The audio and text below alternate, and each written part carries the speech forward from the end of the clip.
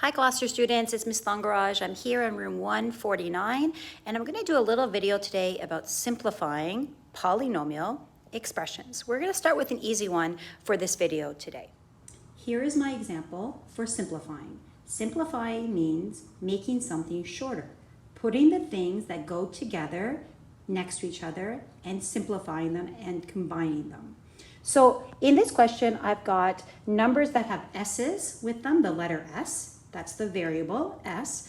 And I've got numbers that don't have any letter after them. They have no s. So let's first look at the parts with the s. So here I've got a 4s, and it's not a positive 4s, it's a negative 4s. And then over here I have a 7s, but in front of it, there is a negative sign, so it means negative 7s. And then over here, I have a 2s and it's positive. So the first thing I need to do for this question is I need to combine -4, -7, plus 2. So you could on your calculator go -4, -7, plus 2. When the sign is in the middle, it means adding or subtracting. So this sign right here means subtract 7. If it's at the front all by itself, then this means negative. So it means -4, subtract 7, plus 2. Let's try that on our calculator. So I want to go -4, subtract 7, plus 2 on my calculator. How do I do that? -4, subtract 7, plus 2. Notice that these here are the adding and subtracting, and this is the negative. Press equals, and we get -9. So when I combine the -4s, -7s, plus 2s, I get that the answer is -9s. Now what I want to do is I want to combine the numbers that don't have an s. So I want to combine this +3. Remember, you need to keep the sign that's in front of it. I want to combine this -9. I don't want to combine this +11. Oops, I can't reach that far. That's a +11.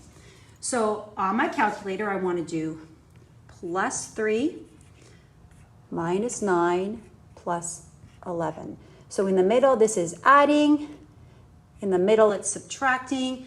And if it's a +3 on your calculator, you just need to do 3. The calculator will assume it is a positive. So here I got my calculator, and I'm going to do 3, and then subtract 9, and then plus 11 gives me 5. And if I look, it doesn't say -5, so it must be +5.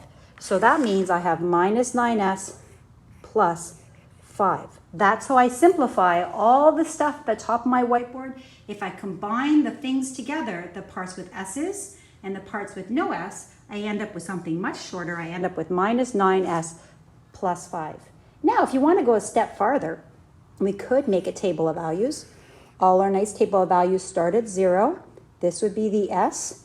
This is the number of blocks. It says it's going down 9 every shape. It's going down 9 every shape. So it keeps going down 9 every single shape. And it started at the beginning with a 5. So that means I start at 5, that's my initial value. And I'm subtracting 9, so that's going to give me a -4. And then it's going to give me a that should say -9. And then it's going to give me a -13, -9 again. And then it's going to give me a -22. And the -9, the part that's with the s, that's going to be the rate of change.